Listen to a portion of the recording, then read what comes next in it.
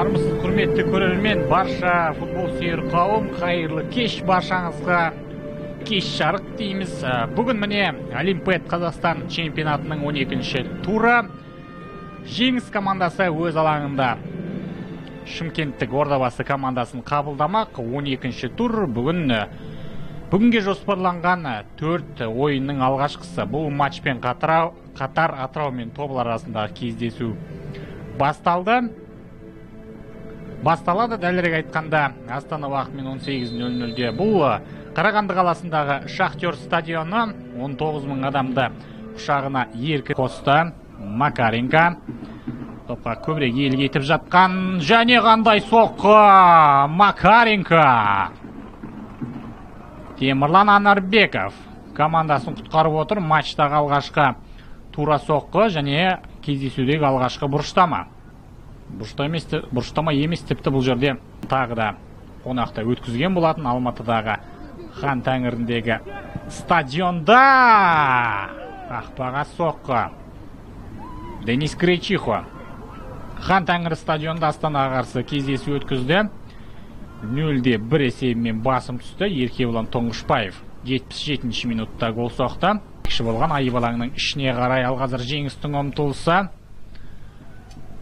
Азамат Жомартов және Сарғағаз Айбалаңның сыртында допты ұстап алған үшін Азамат Жомартов аяқталар екен. Сонымен қақпаға соққы, тосқауылға тиді. Екінші мәрте есеп 1-0. Жеңіс командасы есеп ташты.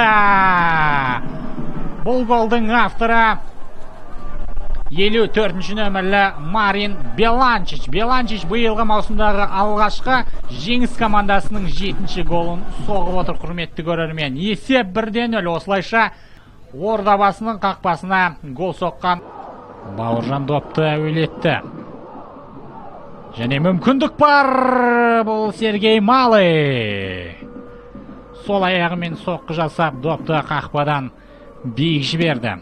Команда капитаны мүмкіндігін пайдалана алмай қалды. Ордабасы биылғы маусымдағы әзірге ортаға пас. Дембо Дарбо өкшемен жақсы қалдырды әріптесіне. Дарбо!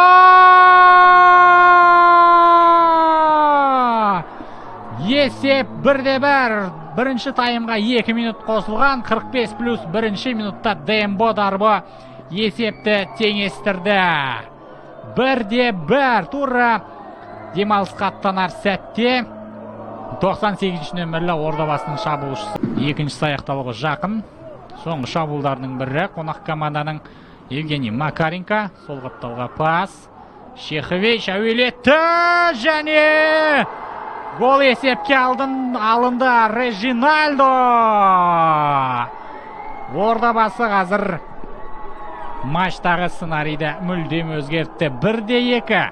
Төреші қосқан 2 минутта Ордабасы. Оның қарсы алдында тұрған Златан Шехович әуелет асырылған пас. Садовский шығарды. Черединовтың соққысы қақпадан әлдеқайда биік.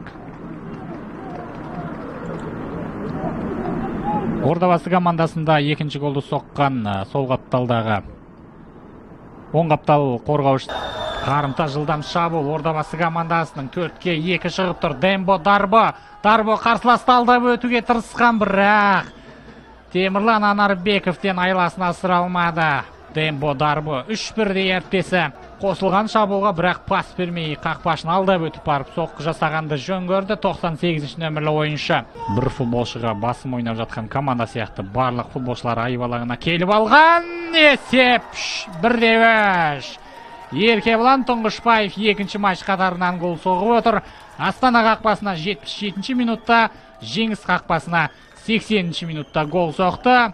Биылғы маусымдағы екінші голын салды. 1-3. Ордабасы командасы жеңіске деген нық қадам жасап отыр. Оң қанаттан көтерілген пас және оны жақсы түйіндеген жетті. Есеп 1-3. Рустам Омаровтың ақырғы ысқырығы шалынды. Ордабасы биылғы маусымдағы 6-шы жеңісіне қол жеткізді. Сөйтіп лайф кеселі қазір көш басында. Команданың еншісінде 22 ұпай бар. 16-ші минутта Марин Беланчич есеп ашты, бірақ